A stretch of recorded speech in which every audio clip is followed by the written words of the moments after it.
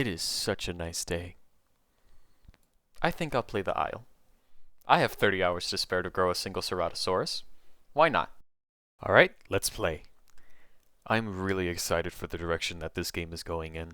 Even with this last update, they added so many things that make the game feel completely different.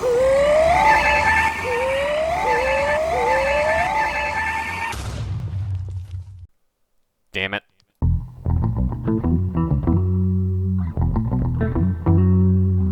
Hello my friends, my name is Kingfisher. Ever since update 6.5 released and my eardrums have been rendered useless by a certain someone, I've been wondering, as I'm sure many Isle fans have, what does the future of the game hold? According to the promises from the developers, a very ambitious amount of content is planned for the game, ranging from perk systems, species-exclusive mechanics, some of which are already implemented, and most importantly, more playable creatures. Now, I must stress that this is not another video criticizing the devs for their decision making. That horse has already been beaten to death and into the afterlife 1,000 times over. Instead, I would like to discuss some of the upcoming playables, their place in the ecosystem, and how excited I personally am to see them added into the game. In a time where genuine hope for this project is just starting to resurface with the release of the latest update, I want to put in my 2 cents. Right off the bat, I'm diving into controversy with the gracefulness of an Olympic swimmer. Many people are a little apprehensive about the addition of this creature. However, I'm looking forward to it. The adorable little ankylosaur, the football on legs, MinMe.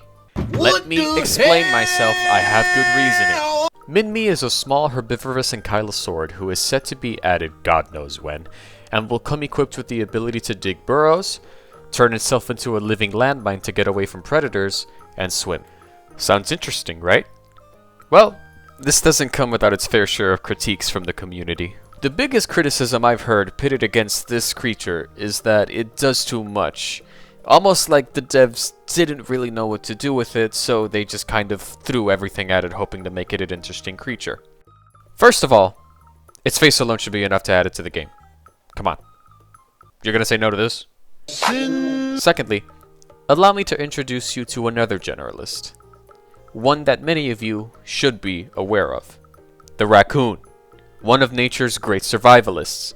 Apart from being straight up thugs, these guys do it all. They climb, they swim, and they can dig burrows. Several other animals are generalists too, such as falcons and coyotes, 2 animals that'll survive nearly anywhere given resource availability. This is MinMe's role in TheIsle, a generalist creature who can make a home out of anywhere and escape danger at a moment's notice. Its small stature and slow movement speed require it to have ways to not become a happy meal for the first carnivore or griefing herbivore who finds it.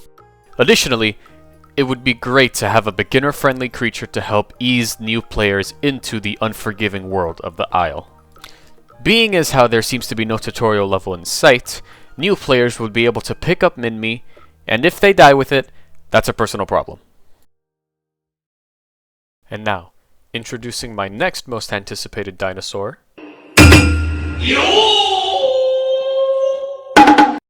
I remember Raptor being the first playable I ever chose back when the Isle was still in its infancy stage and they had consistent update cycles. Ha! I liked Raptor in Legacy. It was a lesser-known dromaeosaur that was unusually larger than most other raptors, and with a badass design to boot. Now, in Evrima, even more so.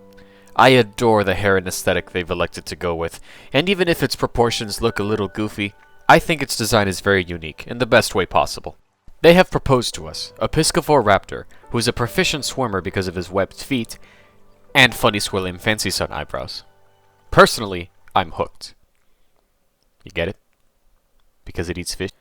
I had a thought that they could create a special pounce mechanic in which your character will automatically target any elite fish with some sort of highlighted UI, and then jump over to it in an incredible distance, similar to how cormorants dive after their prey. That to me seems like what the concept art is suggesting. Hopefully it's something they consider. Also, its colors are just beautiful. Mwah, chef's kiss. Whoever designed this deserves a kiss. For my next entry, I want to go back to the classics.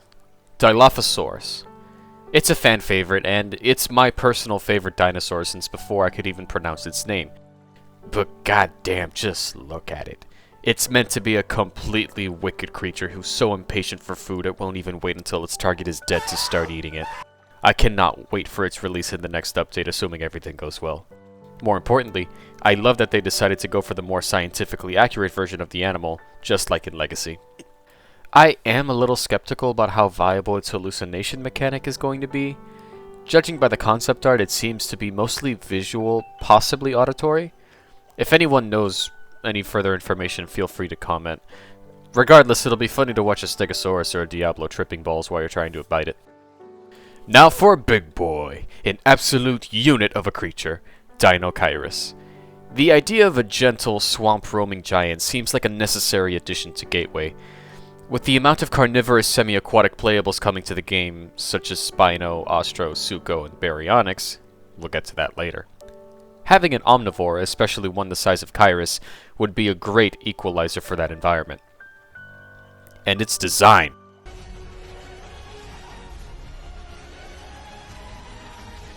One of the best looking Isle creatures for sure. I hope its diet is seriously exclusive to the swamps, just like its real life counterpart, so that the players can be restricted to that area. Which brings me to my next big hope. Not for a playable, but rather for Gateway and the migration system. While 6.5 was undoubtedly a much needed breath of fresh air for the game, I don't feel like these playables will really blossom until Gateway is released, hopefully, with Update 7. Bapi, for example.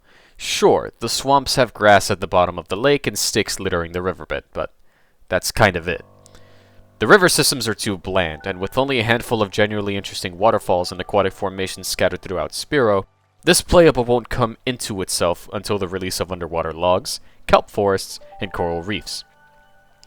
I must stress that the environment around these creatures is just as, if not more important to the creatures themselves. There's no point in having such well-made and well-produced creatures if you're not going to put them in an environment where they can act like they're supposed to. Additionally, the migration system is something that is desperately needed for herbivore gameplay. Carnivores have a clear objective as soon as they spawn in: hunt for food.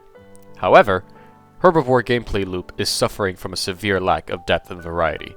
Sure, each herbivore as it stands has some sort of special ability to separate it from the rest. However, most of these are combat-based or simply do not add to the character's playability in any way. Moving from one place to another may seem surface level, but when your objective to move is to stay alive, the mere existence of that objective already gives the player a sense of meaning. Overall, the game in its current state is more than playable. The systems needed to elevate it past any other dinosaur game are perks, migration, and a better map because Spiro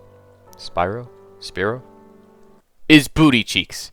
Unless you play religiously, you spend half the time lost in the jungle like a child in need of supervision, and the other half Kratosing your way from cliffs you can't even see because of the unfathomable amount of plants in your way.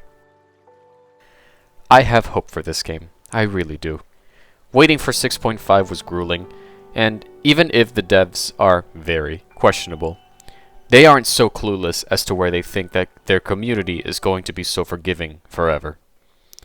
Now, I think that about covers it, but why do I feel like I'm forgetting something?